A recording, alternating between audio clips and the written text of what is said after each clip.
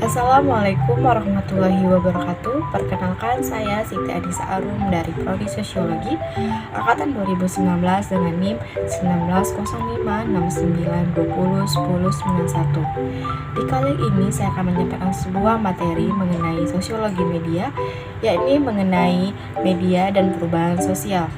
Jadi, saya akan menjelaskan dulu apa itu perubahan sosial. Perubahan sosial adalah perubahan yang terjadi karena ketidaksesuaian di antara unsur sosial yang berbeda di dalam kehidupan masyarakat, sehingga menghasilkan suatu kehidupan yang baru. Perubahan sosial ini mencakup perubahan pada nilai, norma, susunan lembaga kemasyarakatan, dan lapisan sosial lainnya. Sedangkan media adalah suatu sarana untuk memenuhi suatu kebutuhan hidup masyarakat, yakni dengan cara yang aman, praktis, dan mudah. Untuk memperjelas mengenai media dan perubahan sosial tersebut, ada beberapa teori menghubungkan antara media dan perubahan sosial. Salah satunya adalah teori difusi inovasi. Nah, teori difusi inovasi tersebut pertama kali dikemukakan oleh Rogers tahun 1964.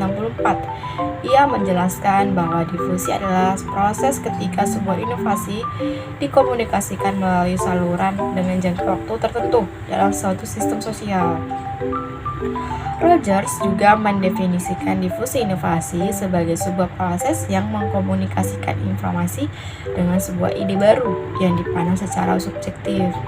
Nah, dapat disimpulkan bahwa difusi inovasi merupakan proses sosial dalam mengkomunikasikan informasi mengenai ide-ide baru yang awalnya dipandang secara subjektif, namun berjalannya waktu maka dipandang sebagai objektif. Nah, berikut ada jenis-jenis difusi inovasi. Yang pertama itu ada difusi sentralisasi. Adalah sebuah perpaduan antara difusi dan sentralisasi yang merupakan segala sesuatu yang menyangkut kapan dimulainya sebuah inovasi, penilaian hingga saluran komunikasi yang digunakan terkait proses difusi yang dilakukan pemimpin. Nah, yang kedua itu ada difusi desentralisasi.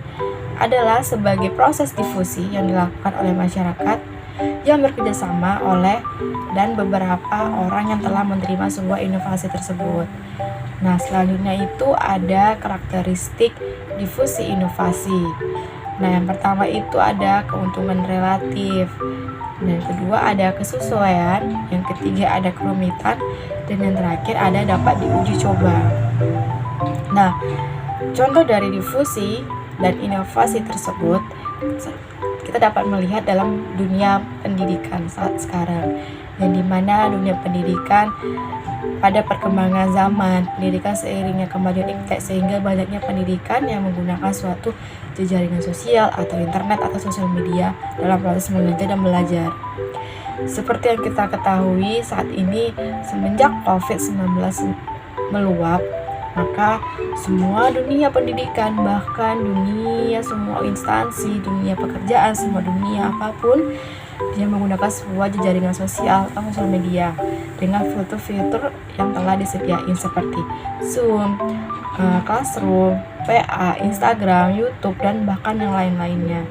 Nah, dari ini kita dapat menyimpulkan bahwa keunggulan dari era revolusi industri atau teknologi tersebut kita dapat mudah dengan aman melakukan suatu kegiatan dengan lancar.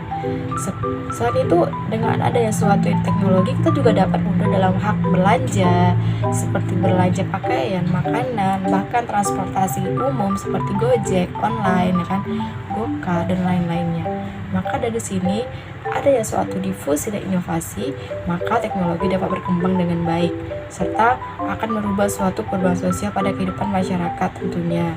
Ya, seperti kayak kita awalnya tidak bisa memesan makanan secara online, sekarang bisa. Kita dapat berpergian dengan secara melalui handphone, sekarang bisa. Nah, itulah akibat dari atau dampak dari sebuah difusi inovasi dari perkembangan media atau teknologi. Baiklah, Sekian video singkat saya mengenai media dan perubahan sosial. Jika ada salah kata atau kesalahan kalimat dalam menyampaikan sebuah materi tersebut, saya mohon maaf. Sesungguhnya kesempurnaan itu hanyalah milik Allah semata.